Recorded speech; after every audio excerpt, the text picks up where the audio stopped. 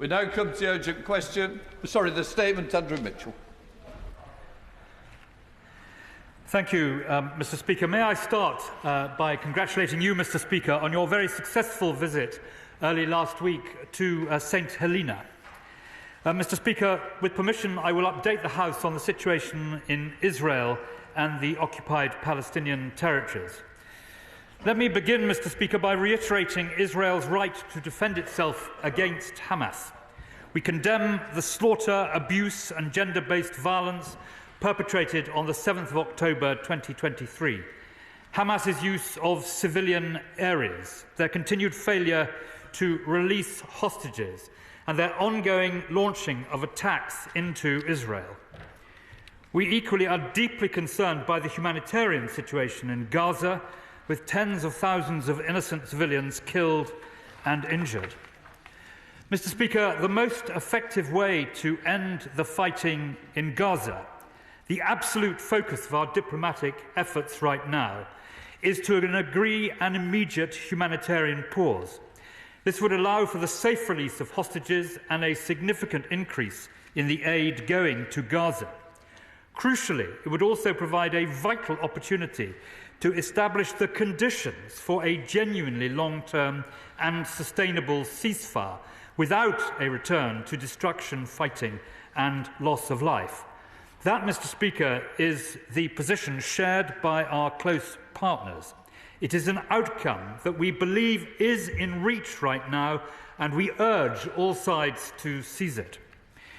Many people may ask, including some in this House, why call for a pause but not an immediate ceasefire?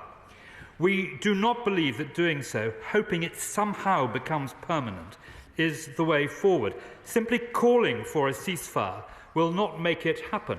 There is a different and better way to stop the fighting permanently, to push for a pause, and then in that pause secure the sustainable ceasefire that can hold for the longer term without a return to the fighting. The British government has set out the vital elements to achieve a lasting peace: the release of all hostages, the removal of Hamas's capacity to launch attacks against Israel, Hamas no longer being in charge of Gaza, the formation of a new Palestinian government for the West Bank and Gaza, accompanied by an international support package, and a political horizon which provides a credible and irreversible pathway towards a two-state solution. Once we secure a pause, Mr. Speaker, we will need to take action on all of these elements to create irreversible momentum towards peace. Meanwhile, I want to stress that Britain and our partners continue to do all we can to alleviate the suffering. We have trebled our aid commitment this financial year, and we are doing everything we can to get more aid in and open more crossings. Last week, Britain and Jordan airdropped life-saving aid to a hospital in northern Gaza. 4 tons of vital supplies were provided in the airdrop, including medicines, fuel and food for hospital patients and staff. The Tel Al-Hawa hospital, set up by the Jordanian armed forces, is located in Gaza City and has treated thousands of patients since the start of the crisis. Women are bearing the brunt of the desperate humanitarian situation in Gaza today. Many thousands are pregnant and will be worrying about delivering their babies safely. That's why, over the weekend, we also announced £4.25 million in new funding for the United Nations Sexual and Reproductive Health Agency in response to an appeal for the occupied Palestinian territories. This new UK funding will help make giving birth safer and improve the lives of mothers and their newborn babies. It is clear, however, Mr. Speaker, that the flow of aid needs to be rapidly and significantly scaled up. We have reiterated the need for Israel to open more crossing points into Gaza, for Nitzana and Kerem Shalom to be open for longer, and for Israel to support the UN to distribute aid effectively across the whole of Gaza. The Foreign Secretary's representative for humanitarian affairs in the occupied Palestinian territories, Mark Bryson Richardson, is based in the region and is working intensively to address the blockages preventing more aid reaching Gaza. We also continue to urge Israel to limit its operations to military targets and avoid harming civilians and destroying homes. And we have expressed our deep concern about the prospects of a military incursion into Rafah and its consequences. Over half of Gaza's population, Mr. Speaker, are sheltering in the area, including more than 600,000 children. They have nowhere to go. And the Rafah crossing remains vital to ensure aid can reach the people who so desperately need it. Mr. Speaker, the path to a long-term solution will not be easy. Ultimately, a two-state solution is the best way to ensure safety and security for both Israelis and Palestinians. The Foreign Secretary underlined this at the G20 Foreign Ministers meeting in Rio last week. And the Prime Minister and all ministerial colleagues will continue to press for this in engagements with regional partners, including with Prime Minister Netanyahu. We welcome the prospect of further normalisation agreements between Israel and Arab partners. We are committed to supporting their enduring success and to supporting efforts to ensure normalisation delivers benefits for the Palestinians as well. Our long-standing position remains that we will recognise a Palestinian state at a time that is most conducive to the peace process. The Palestinian Authority has an important long-term role to play and will need continued support from us and our partners, but it must also take concrete steps on reform.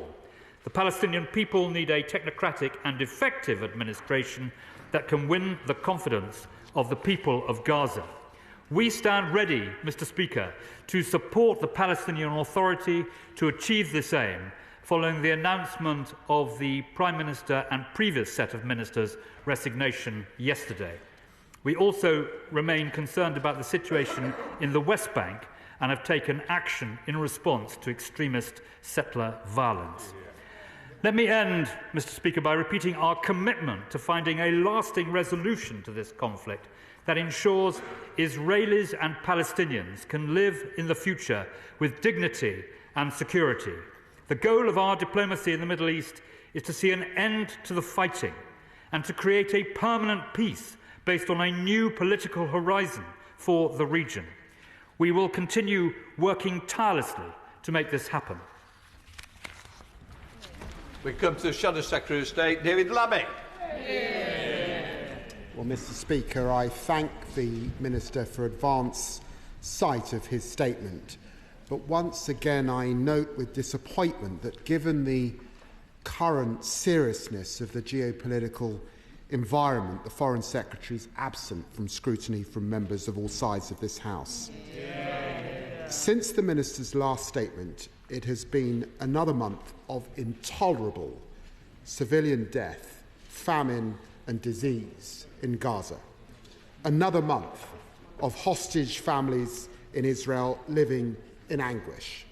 Another month of worsening regional escalation.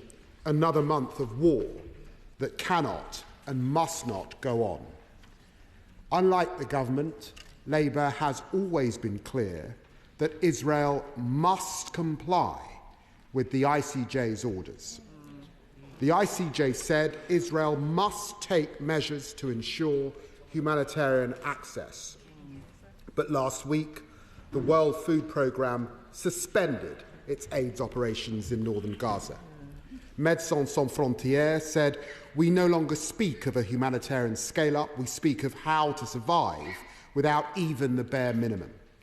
And the Association of International Development Agencies tell me that visas for 100 humanitarian workers in Gaza and the West Bank have expired or are about to expire, Mr. Speaker, with no humanitarian visa renewals since the outbreak of this war, leaving humanitarian workers facing deportation when the Palestinian people need them most. Will the Minister tell the Israeli government that humanitarian visas must be renewed now, that aid into Gaza must flow unimpeded now, and that Israel must comply with all measures set out by the ICJ now?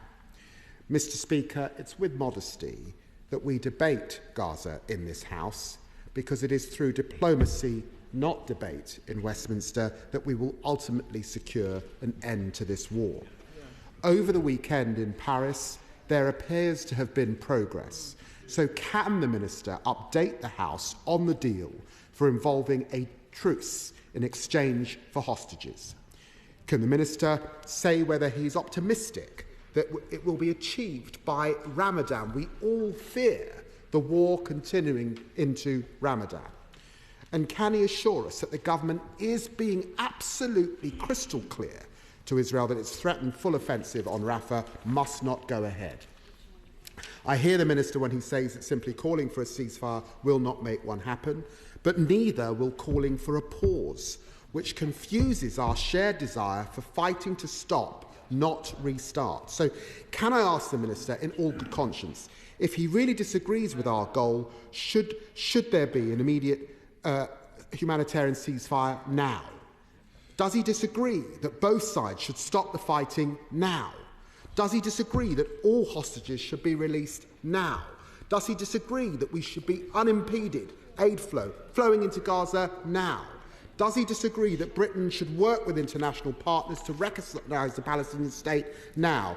Or does he disagree that we should work together to establish a diplomatic process to deliver a two-state solution? I respect the Right Honourable Member opposite greatly, and I strongly suspect he agrees with every word of Labour's position.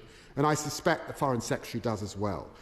So can we speak together, as we have on Ukraine? Our words bring pressure and send a powerful signal that for once we can put the political games aside, meet as the government and the official opposition to agree a shared position so we can put out a statement calling for an immediate humanitarian ceasefire now. Minister. Well, I thank the Shadow Foreign Secretary for what he has said. I do have to say to him that in the House last week, in the debate, I set out at some length the government's position in the amendment which we tabled. Listening to him with great care today, I have to say that his position on behalf of the official opposition is incredibly close to what the government set out in the amendment last week. He asked me to set out clearly our position. Our position very clearly was set out in that amendment, and I am warmed by the fact that his position appears to be almost identical today. He asked what the position of the government is, and we've been very clear. We are trying to negotiate, and he asks me whether I agree with him, an immediate pause in order that we can get the hostages out and get incredibly badly needed aid in, leading to a sustainable ceasefire. He raises the position on humanitarian visas and humanitarian workers, and there is nothing between us on that. We are doing everything we can to advance that position. He asked me about the recent humanitarian entry position. I can tell him that on Sunday the 25th, 94 trucks got in, but on the 22nd of February, 220 trucks got in, 178 through Kerem Shalom and 42 through Rafah. That was the highest number since January the 17th. And those figures show that it is possible to get this vital humanitarian need in, and we must do everything we can to make sure that those higher levels continue. Finally, Mr. Speaker, he asked me about the hostage negotiations. There's been a great deal in the press over the weekend. He asks whether I am optimistic. The answer, Mr. Speaker, is that I am neither optimistic nor pessimistic, but I can tell him that the British government is doing everything it can to ensure that those negotiations are successful. Kit Moulton. Thank you, Mr. Speaker. I'm sure the Minister agrees that it is profoundly in the British interest that there should be a properly functioning system of international rules and laws, and that the International Court of Justice is central to that system. So what concrete steps is the government taking to enforce its ruling with regard to this conflict? Not condemning or pressing or discussing, but enforcing the ruling. And in relation to the assault on Rafah, is it the Minister's view that an assault and the impact that will have on the civilians, and as he pointed out, the 600,000 children, that would be in line with the ruling of the International Criminal Court of Justice. Minister. Well, on his latter point, Mr. Speaker, the right honourable gentleman heard what I said in the statement, and as the whole House knows, the rulings of the court are binding and must therefore be respected. But I would point out to him that the recent podcast by Law and Disorder, with 3 of the UK's most experienced jurists, including 2 senior members of the other place, concluded that it is not possible to declare that Israel is in breach of international humanitarian law at the time when they made their podcast. SNP spokesperson Brendan O'Hara. I thank the Minister for prior sight of his statement, and we welcome the news that a ceasefire deal may be edging closer. A ceasefire and hostage release deal which we've been calling for since it became apparent that Israel's self-defence had actually turned into a war against an entire civilian population. A war in which in just 5 months 30,000 people have been killed, 80,000 injured, 2 million displaced, and now 500,000 innocent people facing starvation. Not because the food isn't available, but because of a premeditated decision to impose a collective punishment, one which has deliberately stopped food getting to those who need it. And yet, throughout this unimaginable horror, the UK continues to profit from this carnage by selling weapons to Israel. And shamefully, there has been no real desire or attempt on the part of the UK to make this slaughter stop. They seem happy to continue to provide tacit support to the illegal occupation and the systematic decades-long oppression and persecution and now ethnic cleansing and collective punishment which goes with it. So if and when we get a US deal to the UN, what action will the UK government take? Because voting for a ceasefire cannot exist in isolation. Will the UK government stop selling weapons to Israel? Will it finally get behind the International Court of Justice investigation?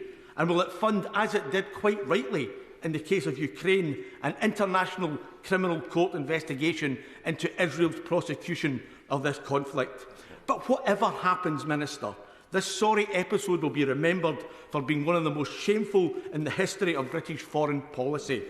Because what we have witnessed is a complete dereliction of all moral and legal responsibility from a government and a parliament who, at a time of greatest humanitarian crisis, have simply looked the other way. And quite rightly, history will judge them harshly for it. Well, Mr. Speaker, I simply don't think the idea that the government has looked the other way carries any possible credibility at all. And I must say to him that in all his remarks, he might remember that the source of all of this was October the 7th. It was the pogrom committed against the Israeli people, and it was the worst act, killing of more Jewish people than at any time since the end of the Second World War. So I think there needs to be some balance in what is said. But and I also think that his language that he uses is not helpful in the central aim of all of us, to try and bring about a ceasefire and the ability to get the hostages out and to get aid in. I also think that he should remember that Britain has the toughest weapons regulation and arms export regime anywhere in the world. He talks about collective punishment, but the point that he misses is that our determination since day one has been to get as much food as we possibly can into Israel. If he looks back at everything that the government has said on this, we have been working as hard as anyone to get that humanitarian relief into Gaza. And I submit, Mr. Speaker, that beneath the sound and fury of what he has said, there is more substantial agreement between his party and the government than he is recognising. Stephen Crubb. Thank you, Mr. Speaker. I thank my right honourable friend for coming to the House today and setting out what I think is a very clear and principled statement, which, as he knows, is thoroughly aligned with that of our partners, the ones who are involved in very serious and sensitive negotiations right now to see an end to the fighting. But I wonder if I could ask my right honourable friend if he could say a bit more about the concrete steps to reform which he mentioned with regards to the Palestinian Authority. He referenced the resignation of Prime Minister Steyer yesterday. Does the reforms that he has in mind include things like an end to the endemic corruption, an end to incitement to violence through the school curriculum, and an end to this terrible policy of paying convicted terrorists a reward for having carried out murder? Minister. Well, I'm very grateful to my right honourable friend. He recognises that there will need to be significant changes in the approach that we have made on many of those issues. My answer to him is that the British five-point plan encompasses most of what he believes should happen: the release of all Israeli hostages, the formation of a new Palestinian government for the West Bank and Gaza, accompanied by an international support package which would recognise many of the things that he has said, removing Hamas's capacity to launch attacks against Israel, Hamas no longer in charge of Gaza, and a political horizon which provides a credible and irreversible pathway toward a two-state solution. Within those 5 points rest the answers to almost every point that he raised. We come to the Chair's Select Committee. Sarah Champion. Speaker. My committee and I were at the Gaza border last week trying to get first-hand testimony of the 2 million stories of suffering that now represent Gaza. What can I say to this House that what we're actually hearing is a tiny fraction of the horror that's actually going out there? But, Minister, I wonder if you could clarify with the Israelis one thing. We spoke to a senior UN security person who said that the drones flying overhead are gathering data which the then AI algorithms translate into the targets. And we know that civilians, humanitarians and medics are being killed. So could he urge the Israeli defence to make sure the algorithms protect the people they're supposed to under international humanitarian law? Minister. Well, Mr. Speaker, the chairman of the Select Committee makes a very good point. I'm looking forward to meeting her later today to discuss this and other matters. The point that she makes, I believe, is addressed by the fact that just as in the UK military, so targeting in Israel is the subject of lawyers being present in the room and legal advice. And I believe that should give her some comfort on the specific point she makes about drone targeting. Mark Pritchard. Thank you, Mr. Speaker. On post-conflict governance of both the West Bank and Gaza, does the Minister share some concern with me that whilst the Prime Minister of the Palestinian Authority has resigned, there are still key Fatah people still in place? He will know in 2007 Palestinian people in Gaza rejected Fatah, and we all saw where that ended up on October the 7th. So why does he think, along with the United States, that Fatah is part of the, even albeit technocratic, post-conflict governance solution for both the West Bank and Gaza? Minister. Well, my right honourable friend makes an important and interesting point. What I would say to him is that the new government on the West Bank, which has resulted from the resignation of the Prime Minister over the weekend, this is an interim government, and many of these points will be able to be addressed in the period of the interim government before we move to a new structure, a new government on the West Bank. Richard Ford. Thank you, Mr. Speaker. I welcome the Minister calling publicly for Israel to limit its military operations to military targets. And in turn, we should recall that hostage-taking is strictly prohibited under international humanitarian law, and the ICRC should be granted access to captives held by Hamas. In the long term, I believe, and Liberal Democrats believe, Israel will be more secure following a successful negotiation based on a two-state solution. Does he agree with us that negotiations should begin from a place where the Palestinian state should be based on 1967 borders? Minister. Well, I think that the honourable gentleman makes a good point, but he will see set out in the government's amendment last week a very clear process going on here, and I very much hope that his party will be able to support it. I know that the government is doing everything it can to get food in, but we are now getting increasing reports of malnourishment, even starvation of adults and children. So will the government just say to the Israelis that there really is no acceptable reason not to allow that food in now? My honourable friend is right. There is no acceptable reason, and that is why the government is pressing so hard to get additional humanitarian support into the southern part of Gaza, but also into the northern part of Gaza as well. Abdul Khan. Thank you, Mr. Speaker. The Minister recently told the SNP spokesperson that there needs to be some balance, yet the word accountability seems to be missing from his statement. The UK government recognises the jurisdiction and independence of the ICJ, which is, of course, investigating the alleged war crimes and genocidal actions of the Israeli government in Gaza. Yep. As the champion of international law and human rights, will the Minister confirm his government recognises that Israel has an obligation to comply with the ICJ's ruling of 26th of January, and the UK will support the court's decision to issue an opinion examining the legality of the occupation? Minister. Well, on his first point, Mr. Speaker, we are very much in favour of accountability and transparency. It's at the heart of the reason why both parties actually have been strong supporters of the International Criminal Court, and he will be aware of the legal position which I set out a moment or two ago in respect of the rulings of the ICJ.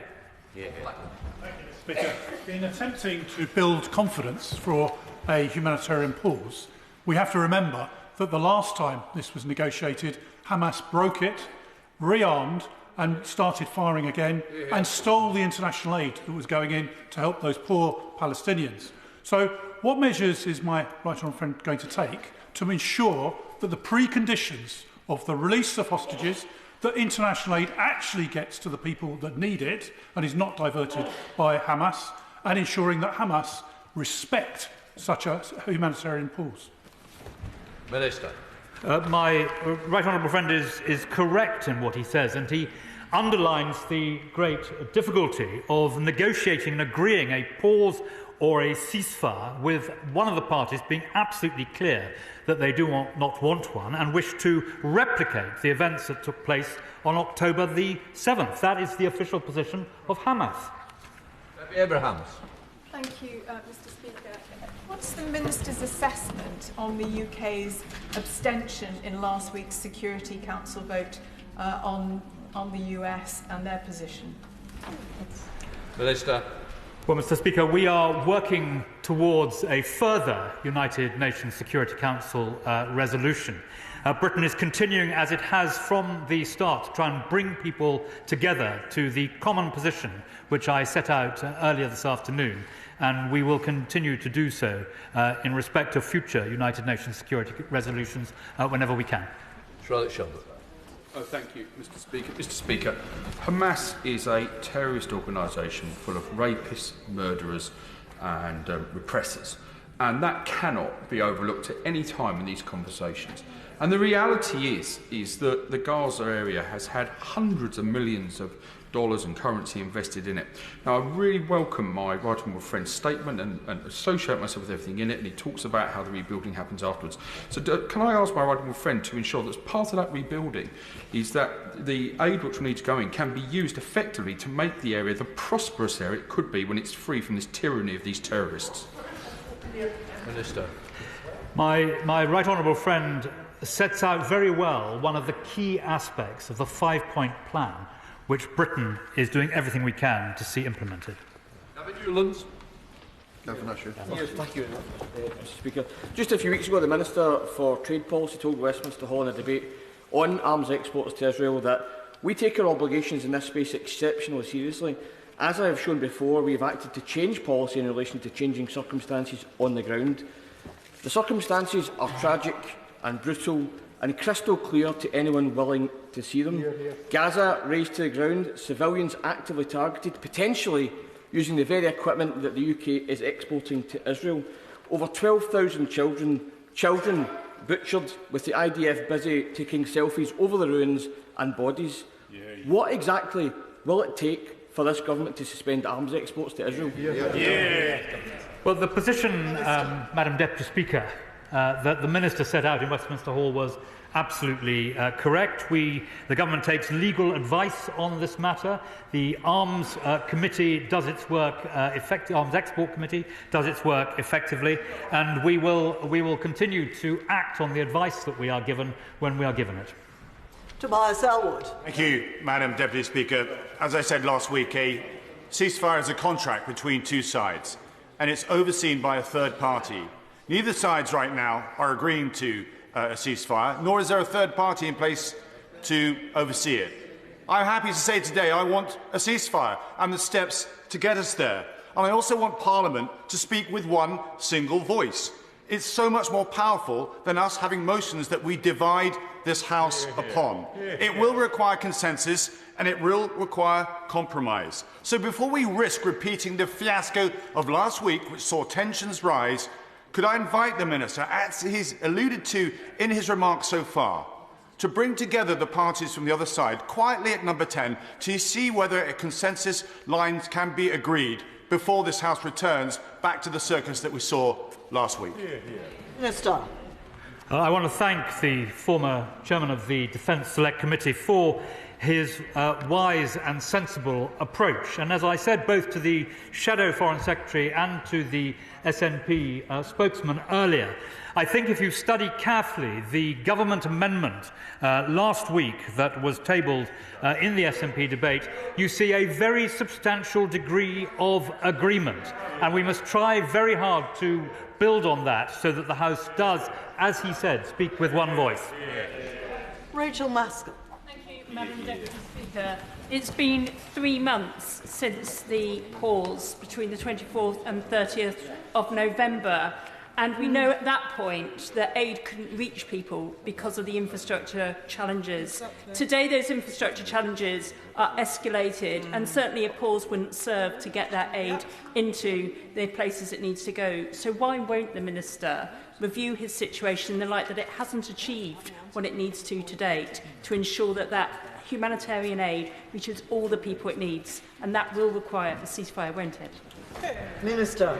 Well, she accurately sets out the fact that what was hoped for some weeks and months ago has not been realised. But that should merely incentivise us to redouble our efforts to get the necessary aid and support into Gaza. And I would point out that Jamie McGoldrick, the highly experienced UN resident coordinator, did say over the weekend that he hopes that it will be possible for the United Nations to return to Khan Yunis when military operations end there. And that shows that the situation is dynamic, and we are doing everything we can to move with it to achieve the results that she and I both want.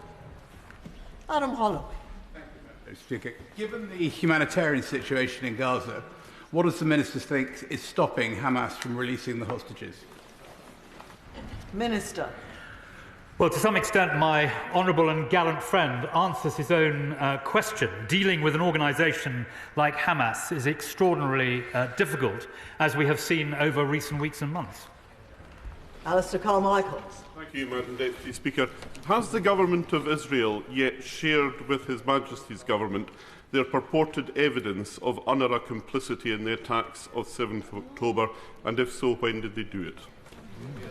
Minister. The review of UNRWA is, as he may know, being conducted first and foremost by the UN Office of Independent Oversight, and secondly, Catherine Colonna, the former French Foreign Minister, is engaged on writing a separate report. It is to both those two organisations that the evidence is required to be delivered. James Sunderland. Madam Speaker, few would deny Israel's right to self-defence, but the ongoing events in Gaza are difficult to stomach.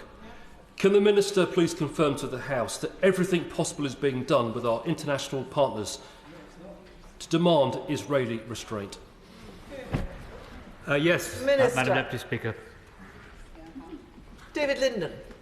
Madam Speaker, the Minister makes great play on page 2 of his statement, saying we also announced £4.25 million in new funding for the United Nations Sexual and Reproductive Agency. in response to appeals from the OPTs. How can you compare that 4.25 million figure with the amount of money that UK companies are benefiting from in terms of arms sales that are slaughtering thousands of children? Minister. Well, as the honourable gentleman will know, we have tripled our aid into the occupied Palestinian territories. And while it may seem like a relatively small figure, we are careful guardians of British taxpayers' money, and we spend what we know we can do effectively.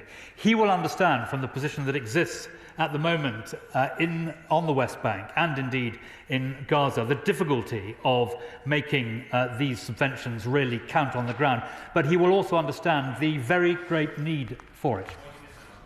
Raymond Shisti. Madam Deputy Speaker, can the Minister understand that some of us who are calling for an immediate ceasefire now are doing so with the backdrop of the horrific loss of innocent lives? 1,200 innocent Israelis, 29,000 Palestinians.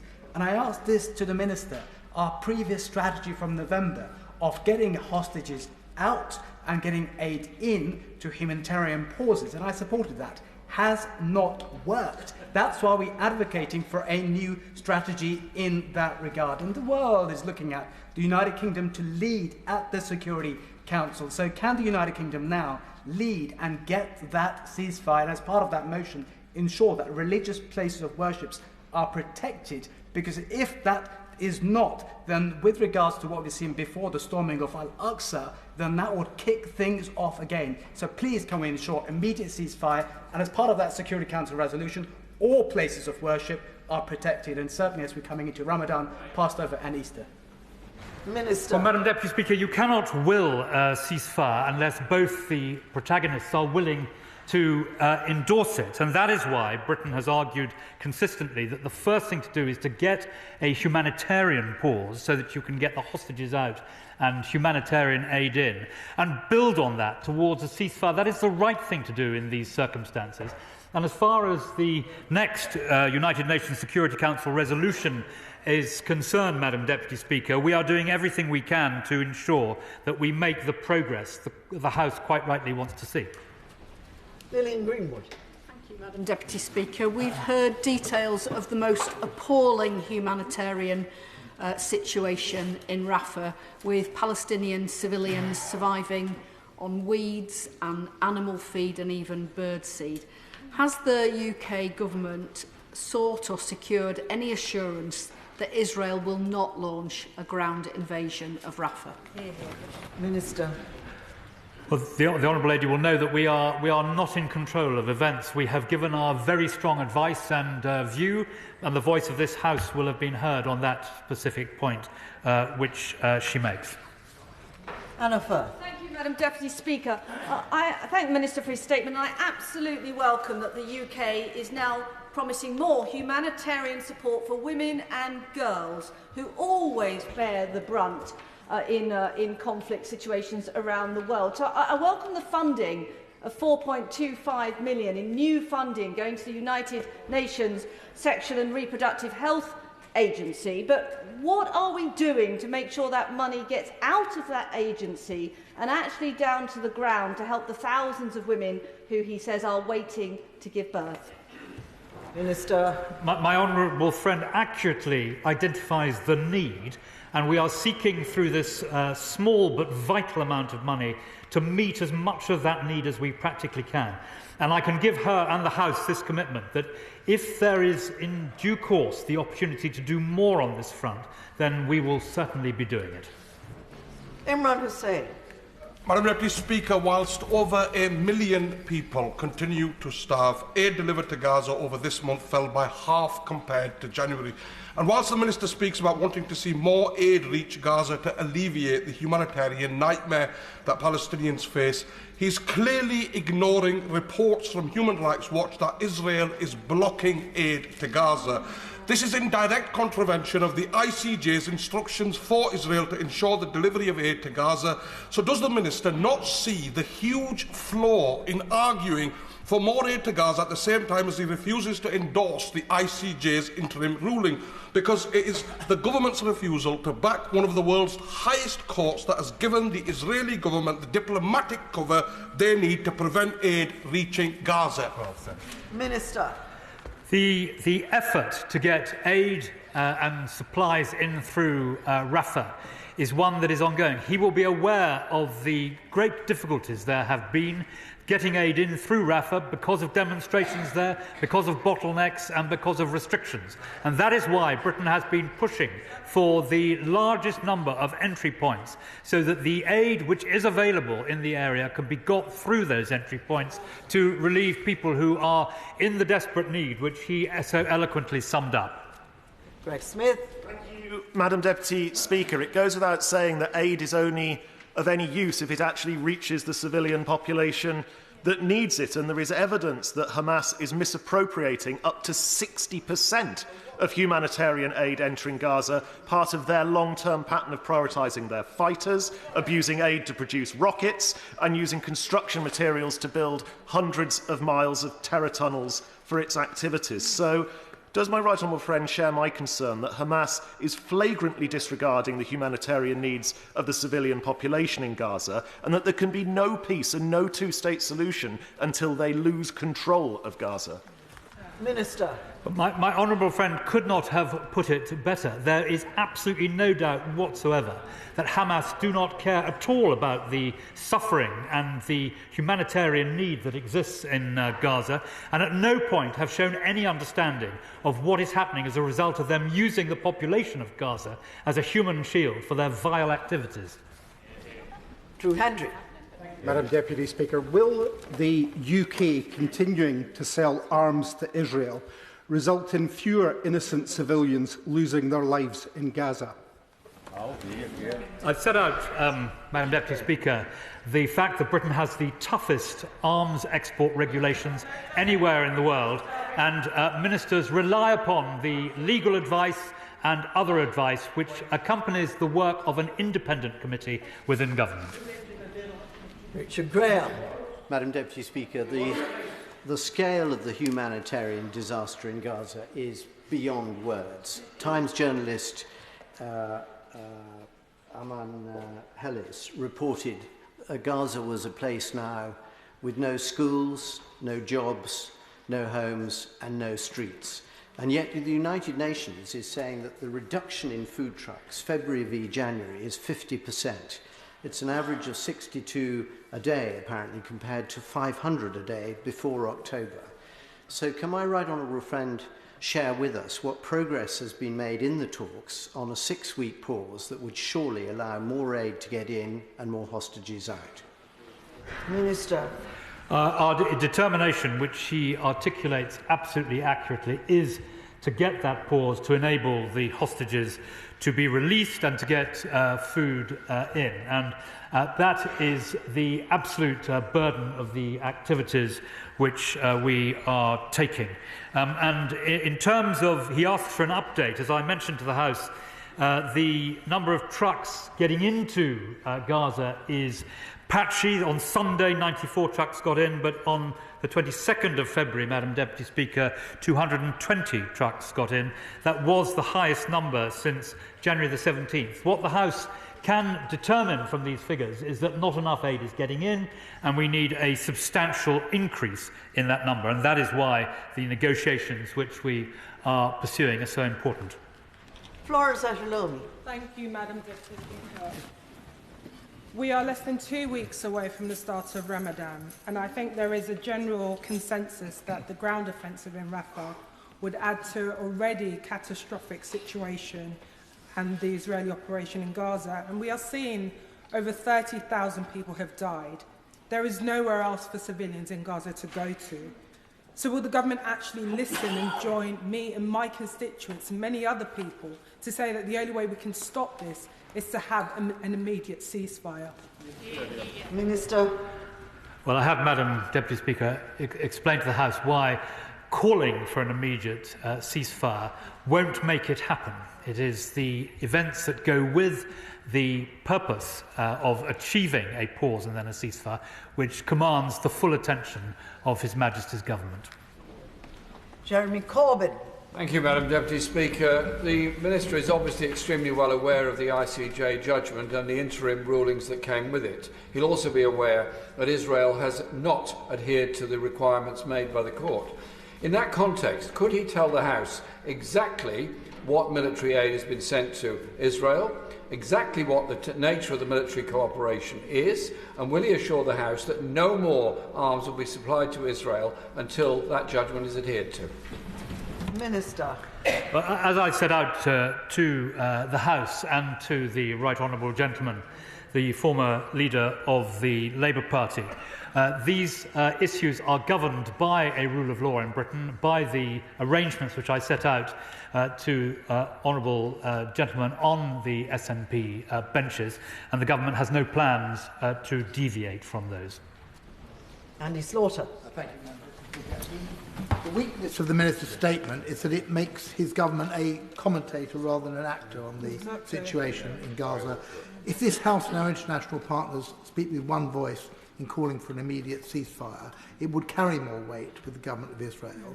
So if he accepts that the absence of a ceasefire has resulted in the deaths of tens of thousands and the horrific suffering of 2 million Palestinian civilians, doesn't he have a duty to call for a ceasefire now?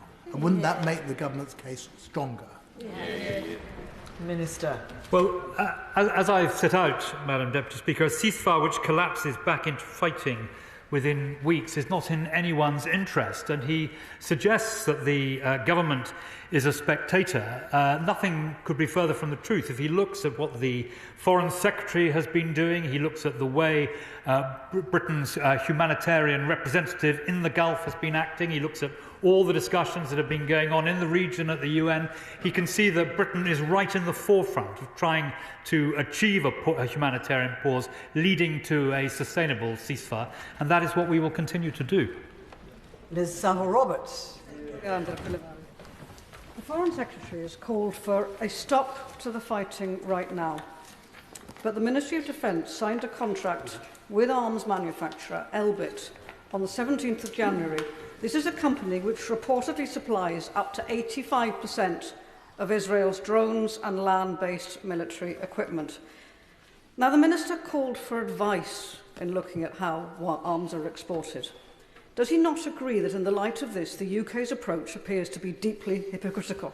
What advice does he need to stop the sales of arms? Minister. Well, I don't agree with that, Madam Deputy Speaker, for the reasons which I hope I've set out very clearly to the House. Absana Begum. Thank you, Madam Deputy Speaker.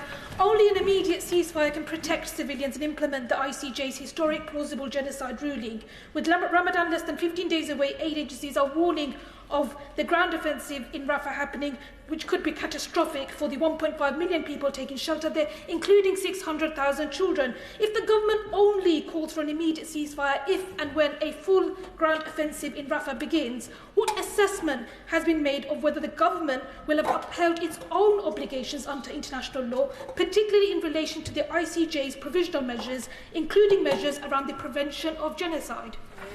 Minister. Madam Deputy Speaker, I understand the passion with which the Honourable Lady speaks, but simply calling for an immediate ceasefire will not make it happen. The best chance to stop the fighting is for an agreement in the hostage negotiations, which we can then use as the opportunity to deliver a full and permanent ceasefire. Patrick Grady. Speaker, the Minister keeps referring to the government's amendment last week, but those are just words on bits of paper in the recycle bin. They could have been the resolution of this House, but the government chose not to give this House that choice. So what message? So instead, the resolution of this House is that there should be an immediate humanitarian ceasefire. So what message does it send to the UN Security Council and the wider international community if the government won't adopt the language that has been agreed by the democratic legislature to which it is accountable, i.e. this House of Commons? I think, Madam Deputy Speaker, that the honourable gentleman is rewriting history. What happened last week saw the Leader of the House, a member of the government, defending the rights of minority parties, in particular his, from this dispatch box. Jim Shannon. Thank you, Madam Deputy Speaker. Can I first of all thank the Minister very much for his statement and for his answers, which have been very helpful to everyone in this House. Will the Minister outline what progress has been made to attempt to reunite the Israeli hostages with their families? And further, what progress has been made to ensure that refugees who have to leave their homes can stay in family groups and will have access to food, water and also a semblance of education? Thank you very much, Madam Deputy Speaker. Minister. On his final point, we will continue to do everything we can in that respect. I'm very grateful to his comments about my answers being helpful to the whole of the House. He asks me about the hostages. He will have seen the newspaper reports over the weekend about the hostage negotiations. And while I can't comment in any detail on those negotiations, all of us are hoping that they will continue to make progress, ultimately to success. Matt Weston. Thank you, Madam Deputy Speaker. Clearly, the need for humanitarian aid is absolutely desperate. We're hearing reports that forced relocation up to 15 times for many people in Gaza, reduced to eating weeds and bird feed, healthcare reduced to medieval methods. Clearly, an immediate humanitarian ceasefire is required. Does he agree that the 500 vehicles a day need to be restored as a matter of urgency, and that we should also be looking to restore and support UNWRA? Minister. Madam Deputy Speaker, he is entirely right in saying that we need a massive increase in the number of trucks getting into Gaza. He will have seen that we've been working with the Jordanian armed forces. There was a drop of important humanitarian support last week, and we hope very much that there will be more. And he will also have seen that we've been working on the maritime side too, and the hope is, there's a meeting going on today, but the hope is that it may be possible to pre-clear humanitarian aid and support, but that would require the use of Ashdod as an entry point into Israel, and the government is doing everything we can to facilitate that. Sir Stephen Timms. Mr. Speaker, on UNRWA, the inquiries which he's told the House about will no doubt take some time, but having a hobbled UNRWA undoubtedly is exacerbating the humanitarian crisis that he's fully acknowledged. What consideration is he giving to urgently resuming UK funding to UNRWA? Minister.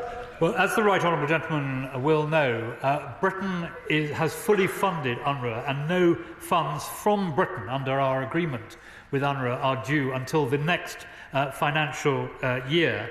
I can tell him that both Norway and Guyana have put forward additional funding in recent days, and that will mean that UNRWA is at least fully funded until the end of March. Kenny McCaskill. Thank you very much, Madam Deputy Speaker. Development assistance for the occupied Palestinian territories had already reduced from £95 million in 2013 to £26 million in 2023 before the suspension of UNRWA funding. Despite questions today and indeed specific written questions, the government has refused to declare where the source and what the source was for the basis of the allegations and where that source came from, leaving many to speculate that it is simply Israeli allegations or indeed Israeli propaganda. Other countries, including Ireland and Spain, are continuing to fund UNRWA.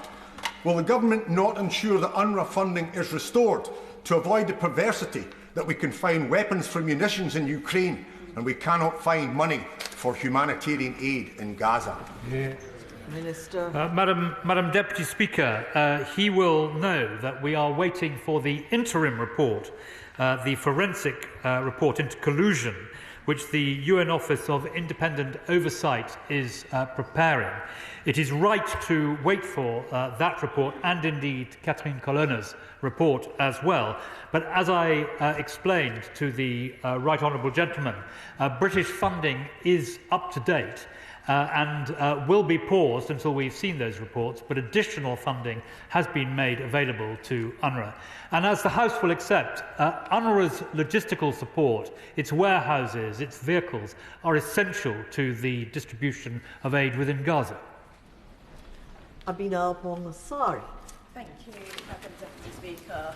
I just want to follow up on the Minister's points on the UNRWA funding, where you said the Minister said we're up to date in terms of funding and is waiting on the report. Can you give us some assurances today that the government would commit to bringing back the funding and when the timescales may be on that? Well, the issue of British funding to UNRWA does not arise until we reach the next financial year, but it is only right that we should wait for these two reports, as I say, one from the UN Office of Independent Oversight, the other from the former French Foreign Minister, and we are seeking an interim report so that progress one way or the other can be made. Alan Dorrance. Thank you, Madam Deputy Speaker. Good afternoon. Madam Deputy Speaker, will the United Kingdom Government take the evidence of the collective punishment of Gaza with the dehumanisation of Palestinians in the occupied West Bank and come to the conclusion that the Israeli government is authorising an oppressive regime with the goal of the complete displacement of the Palestinian people? Minister. No, Madam Deputy Speaker. Mike Amesbury. Thank you, Madam Deputy Speaker. I'd make a plea to the Minister to go one step further and join that chorus now, including our allies in Australia, Canada and New Zealand, and call for that immediate humanitarian ceasefire now. It will send a powerful message. Well, I have explained to the House, Madam Deputy Speaker, that no matter how desirable it might be to achieve an immediate ceasefire, just calling for one and willing it will not make it happen. And that is why the British government has set out very clearly, along with our allies, what are the necessary steps to reach the conclusion that the whole House would devoutly like to see. Wendy Chamberlain. Madam Deputy Speaker, returning to the recent ICJ ruling, as I understand it, one of the problems is that no country has ever responded to a call for preemptive steps when the court has made such a ruling. And part of that challenge is that no clear criteria has previously been set out for any country to meet. So can the Minister have discussions with his counterparts about agreeing a set of steps that would be made available to countries in future so that everyone can meet their obligations? Minister. Well, she makes an interesting theoretical legal point, and I suggest that those discussions might go on usefully between theorists and lawyers.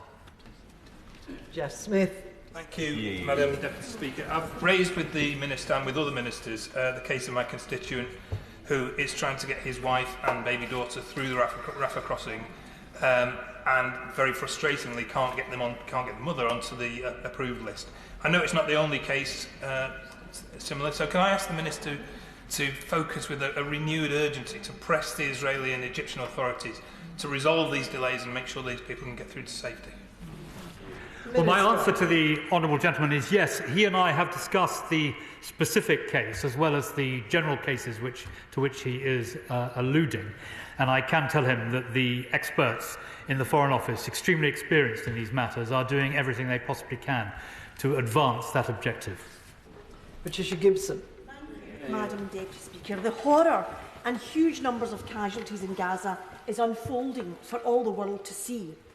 Alone of the three largest parties in this House, the SNP has called for an immediate ceasefire, not a humanitarian pause or a humanitarian ceasefire.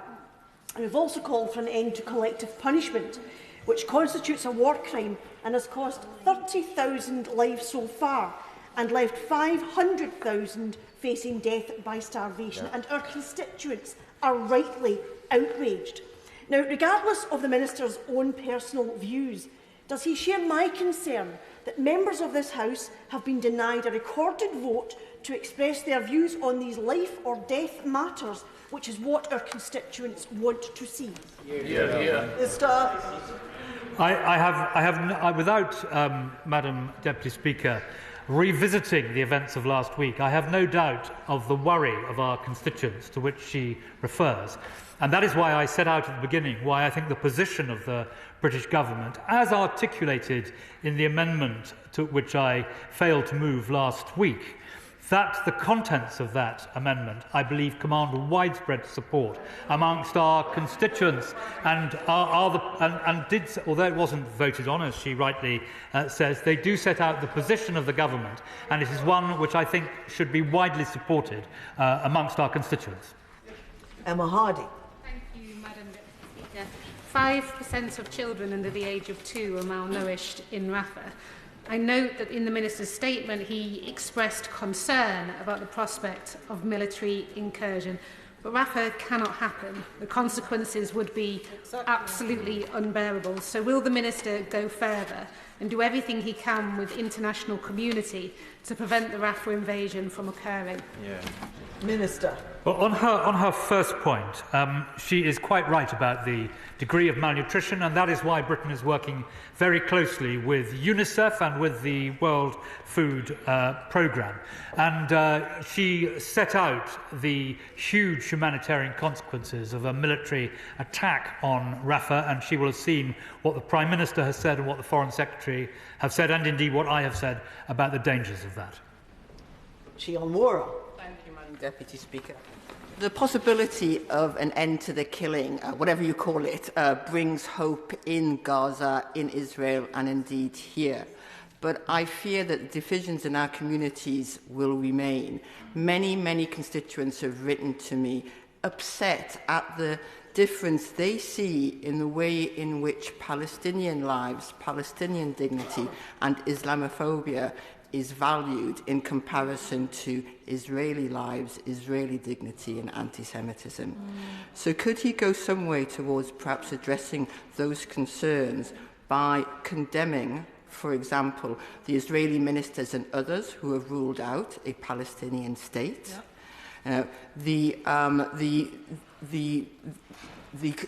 condemning the occupation as well as settler violence, and condemning the Israeli soldiers who film themselves posing on the bicycles of dead Gazan children or rifling through the clothes of dead Gazan women. Minister. Well, let me make it absolutely clear, as the Prime Minister has, Madam Deputy Speaker, that in our country there is no tolerance whatsoever for either anti-Semitism or Islamophobia, and I reiterate that at the Honourable Lady's request across the dispatch box. She asked me about the importance of ensuring that all lives are treated equally, that we care deeply about all those who are suffering in this conflict, and let me assure you that we do. Caroline Lucas. Thank you very much, Madam Deputy Speaker. In response to my many written questions, the Government continues to say it's keeping arms export licences under review, including with regard to international humanitarian law, and it confirms that ministers are indeed able to amend, suspend or revoke licences as circumstances require. One of the licences currently in place allows L3 Harris in my constituency to manufacture components for the kinds of F-35 fighter planes that are being used by the IDF in Gaza. Can the Minister publish the details of any reviews that have taken place? And can he tell us what threshold that the Government's waiting to be crossed before they will suspend or revoke licences, while there is a risk that they are being used to commit or to facilitate serious violations of international humanitarian law? Well, I will look into the burden of what she has said, and if she tables today a written ministerial question on precisely that point, then I will give her the government's answer. Paula Barker. Thank you, Madam Deputy Speaker. The situation in Rafah is at a critical juncture. Disease and famine are setting in, and millions of Palestinians have nowhere else to go after being told by the Israeli government to move south for their own safety, the very place the Israeli government is now threatening military action. So far, the Israeli government has remained belligerent in the face of international pressure to show restraint. Beyond the words of advice, and to quote the Minister, express deep concern, what will be the response from the British government if Israel decides to launch a ground offensive in Rafah? Minister. Well, the Honourable Lady asked me a theoretical question. What I can tell her is that the British government is working together with our allies through the United Nations, our friends and contacts throughout the region, to advance the situation in the way I set out in my statement, to try and ensure that there is a humanitarian pause which enables us to get the hostages out and to get aid and humanitarian relief in, leading to a sustained ceasefire. That must be the right thing to seek to achieve, and that is what the government will continue to attempt to do. Deidre Brock. Deputy Speaker, it's been suggested that if what Israel has done in Gaza becomes the accepted standard of self-defence, a core principle that is meant to protect us all and is at the core of the international world order on which democracies are founded, is greatly undermined. How does the Minister respond to that? Minister. This is an unprecedented set of calamities that have taken place. I reiterate that Israel has the absolute right of self-defence, but must remain within international humanitarian law. It's very important to hang on to those principles as we navigate this catastrophe. Ruth Cadbury. Thank you, Madam Deputy Speaker. Like members across this House, I've had hundreds of emails from concerned constituents horrified at what they're seeing in Gaza. And in particular, seeing scenes from hospitals where children have been operated on without anaesthetic. So can the Minister outline what specific steps the UK government is taking to ensure that the people from Gaza can get the medical treatment that they so badly need? Well, we are acting at every level to achieve the results that she and I both want, both in terms of the work we're doing internationally in the region to try and facilitate the entry of medicines, by ourselves working with the Jordanian government to make airdrops which include medical equipment, by supporting medical charities, some of which are based in Gaza. In every way we are trying to alleviate the suffering to which she so eloquently refers. Mohammed Yazid. Thank you very much, Madam Deputy Speaker. As we approach the 5 months mark of this horrific conflict, nearly 30,000 Palestinians have died and children in Gaza are dying of starvation.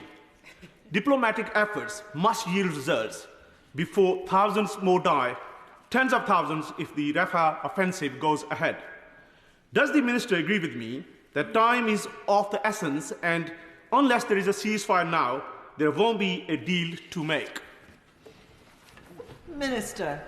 The statement which the honourable gentleman makes, the question he asks me, underlines the importance of the international community and Britain working with our allies to double and redouble our efforts to make sure we reach the situation which I have set out on a number of occasions before the House this afternoon.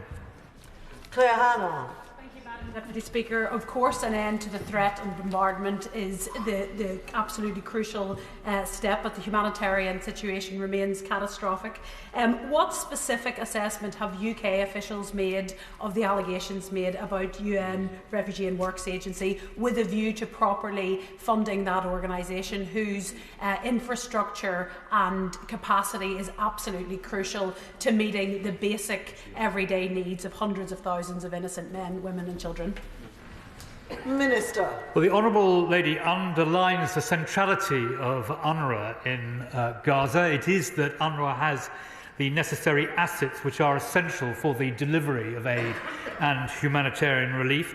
And that is why we are urging on the UN Office of Independent Oversight to produce an interim report which looks into the collusion that allegedly took place. As soon as we have that report, along with the report from the French former Foreign Minister, we will be able to make the necessary dispositions, not only about UNRWA, but how we get essential aid and support into Gaza once we have seen the report from the UN. Sir Oliver Heald. My right honourable friend will be aware that the taking of hostages, particularly civilian hostages, is considered an abomination, and it is something which is a war crime. Does my right honourable friend agree with me that one of the things that is driving the Israelis on is a desperate desire to get their people home. And does he agree with me that anything that can be done diplomatically to try to make that happen, to get those hostages back, would be something that would really help the effort for peace? My right honourable and learned friend is absolutely right. The taking of hostages is an abomination, as he set out. Now, that is why we are doing everything we can to make sure that the hostages are released, including the 2 British hostages and others too with a very close connection with the United Kingdom. He will have seen the reports both from Paris and from Qatar over the weekend, which indicate how every sinew is being bent to try and get the hostages back. Order. I detected some unrest on the benches over there when I called the Right Honourable Gentleman. The Right Honourable Gentleman has been here for the whole of the statement, and if he chose to come in at this point and I gave him permission to do so, there is absolutely nothing wrong with that. Let us just make certain that we adhere properly to the rules, as members know that I will. Tim Farron. Thank you, Madam Deputy Speaker. As we seek to tackle the rise in racism of all kinds, that evil of racism of every different sort in our communities in response to the tragedy unfolding Israel and Gaza, isn't it vital that we distinguish between the awfulness of the Netanyahu regime and their outrageous actions on the one hand, and the decency of the Israeli people and the right of Israel to exist on the other? My right honourable friend, the member for Kingston and Surbiton, yesterday met with Yair Lapid, leader of Yesh Atid, the Liberal Party of Israel, the former and I hope future Prime Minister of Israel, who supports a 2-state solution and desires peace. Is the government keeping in close contact with Israeli opposition leaders who seek a peaceful resolution? Minister.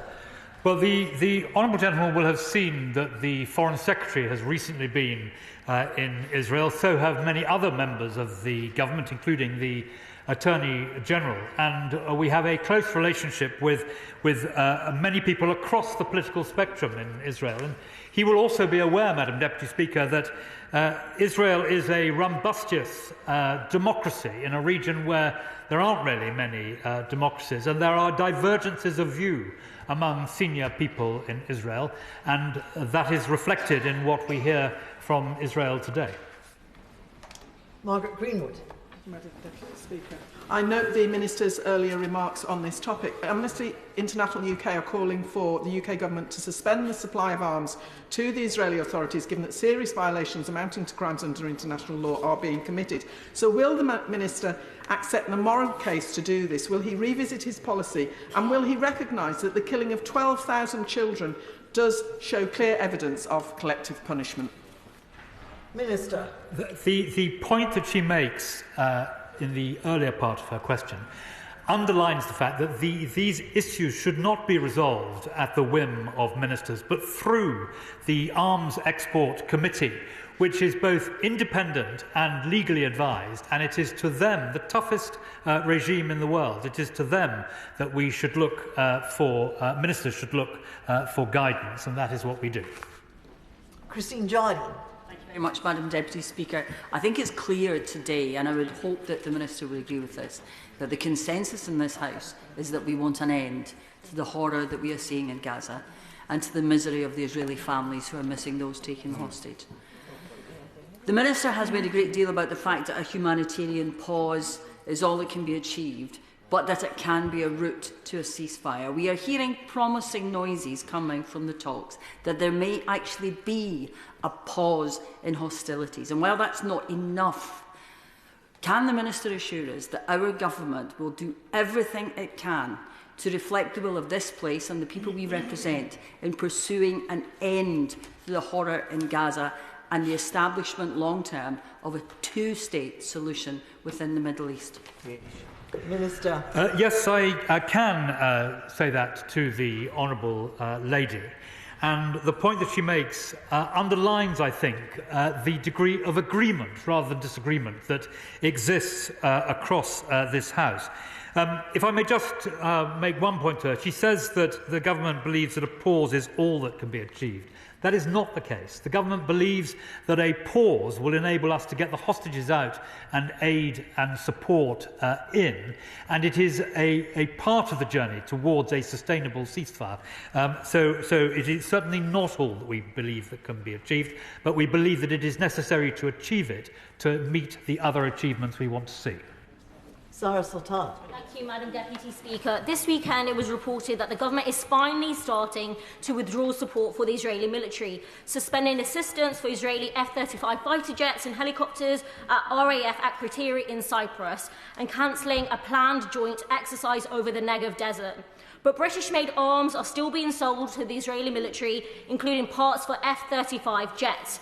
So first, can the Minister tell the House on what basis the government has suspended the aforementioned military assistance? And second, and related to this, will he heed the call from UN experts on Friday who said that arms exports to Israel must be immediately suspended in light of the ICJ ruling on Israel's plausible violation of the Genocide Convention? Minister. Well, Madam Deputy Speaker, I've not only set out the principles by which Britain addresses the issue of arms exports, but also the practice of what we are doing in this situation. And I'm afraid I have nothing to add to what I have already said on that matter. Peter Grant. Thank you, Madam Deputy Speaker. The Minister has quite rightly reminded us that as a matter of international humanitarian law, Israel has the right to defend itself against any aggressor. He also pointed out that that right must be exercised in compliance with international humanitarian law. So can I ask him to clarify the government's understanding of two of those specific conditions? Can he confirm that self-defence cannot justify attacks on a civilian population who pose no threat to anybody? And can he also confirm that self-defence does not apply to military action which is clearly disproportionate or indeed, as President Biden said last week, over the top? Minister. Well, I think in respect of both his two latter questions, the position is covered by what I have made clear from the start of the statement, that Israel does indeed have the right of self-defence under international law, but it must be conducted within international humanitarian law. And I think it is that context, which I have repeatedly reiterated, which answers his second two questions. Rachel Hopkins. Thank you, Madam Deputy Speaker. Yesterday, the UN reported that very little humanitarian aid has entered Gaza this month, and indeed, we've mentioned it's reduced by 50% compared to January.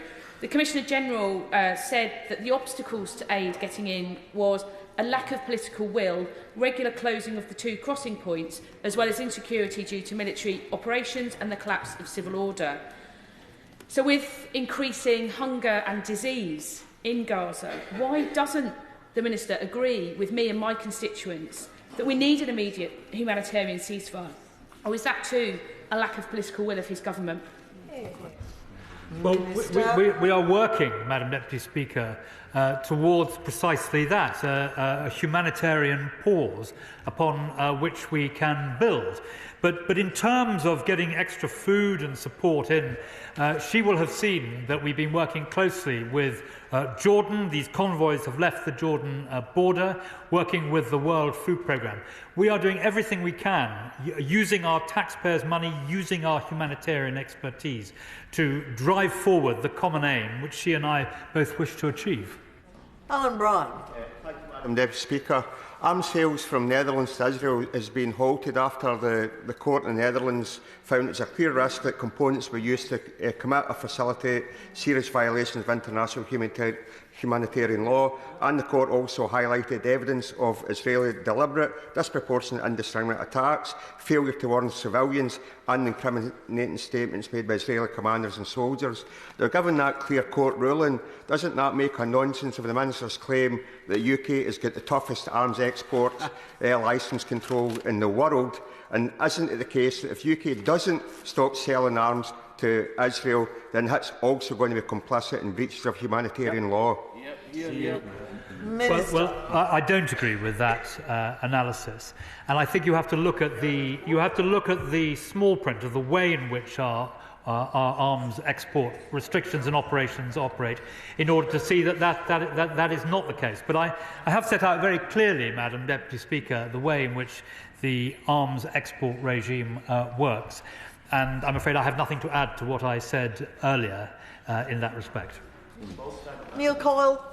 Madam Speaker, Palestinians desperately need aid, so which organisations is the government working with to replace the humanitarian efforts of the UN Relief and Works Agency whilst it's unfunded, and especially if there is a ceasefire or pause? And can you assure the House that not a penny of UK funding is still reaching the hands of the terrorists who committed the October atrocities and who still hold 134 hostages? Minister. Well, Madam Deputy Speaker, UNRWA is not unfunded. As I set out, Britain has funded it until we get to the next financial year, and I set out how other countries were also producing the necessary funding. He asks who else we work with. Apart from UNRWA, we work with UNICEF, we work with the World Food Programme, we work with the Egyptian Red Cross very closely, as I saw in my relatively recent visit to Cairo. And we continue to explore every possible way, not just through UNRWA, of getting aid and support into Gaza. Stephen Farry. Thank you. The government continues to be selective when it deploys the language of war crimes between different conflicts around the world. Notably, it's used in Ukraine freely, but it's not used with reference to what's happening in Gaza. In refusing to endorse the interim ruling of the International Court of Justice, what assessment does the Minister make of the wider implications for a rules-based international order? Surely, if international law is to have value, it must be applied universally, not selectively. Minister. Madam Deputy Speaker, Britain has been at the heart of the building of the international rules-based system since 1946. So I really think that he should give credit to that. And when it comes to the different conflicts to which he alludes, the British government has an absolutely uniform way of supporting international humanitarian law, supporting the rules of war, and doing everything we can to stand up for the international rules-based system. Michael Shanks. Thank you, Madam Deputy Speaker. The UN has said this week that a famine stalks Gaza, especially in the north, where aid hasn't reached people since the 23rd of January, more than a month ago. The UN's confirmed this week that their inquiry into UNRWA won't report until the 20th of April, and on a number of occasions the Minister said that the issue of funding does not arise until the next financial year. So if we reach the next financial year and the report hasn't been issued, how will the government decide whether we should refund UNRWA? And what evidence has the government seen directly to suggest that we shouldn't be funding them now? Minister. Well, he is right on the timings of the report by the UN Office of Independent Oversight, but we are hoping for an interim report and also the report of the former French Foreign Minister to inform any decisions that we make. But it's very important to make clear that UNRWA has sufficient funds to get it through at least to the end of March, thanks to the actions of Norway and Guyana. Martin Day. Thank you, Madam Deputy Speaker. Will the Minister tell me, does he agree with the ICJ findings that there is a plausible risk that Israel has been committing genocide against the Palestinian people? And just what will his government do about it? Minister. Madam Deputy Speaker, I think it is hard to overestimate the offence that is caused and the extraordinary rhetoric of accusing Israel of being guilty of genocide, given the antecedents and events which have taken place in the war during the Holocaust, and also the fact that on October the 7th, more Jewish people were murdered on that one day than at any time since the end of the Second World War. Richard Bergen. Thank you, Madam Deputy Speaker. It's now 1 month since the International Court of Justice ruled that there's a plausible risk that Israel's actions in Gaza are in breach of the Genocide Convention. Since then, 3,000 more Palestinians have been killed. Food and essential aid is still being prevented from getting into Gaza, and now Israel is threatening to invade Rafah. Given Israel's obvious breaches of the court's legally binding ruling, what conversations has the Foreign Office had with the Trade Secretary about suspending arms sales to Israel? And shouldn't that be now what is happening? Minister. Well, Madam Deputy Speaker, the analysis which he puts before the House, right or wrong that it is, underlines the importance of the initiatives which Britain has taken, the work that is being done both regionally and internationally at the United Nations to try and secure a sustainable ceasefire through, firstly, a pause in order that we can get the hostages out and also get necessary support and humanitarian aid in.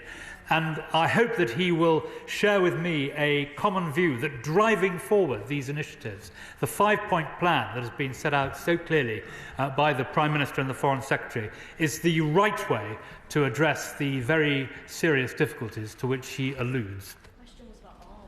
Carol Monaghan. We've heard many times about Israel's right to defend itself. In fact, the Minister started his statement by reiterating Israel's right to defend itself. On Sunday evening in Gaza City, the IDF fired on Palestinians who were waiting for food aid trucks to arrive. 10 were killed. Does the Minister believe this is a legitimate act of self-defence? Minister.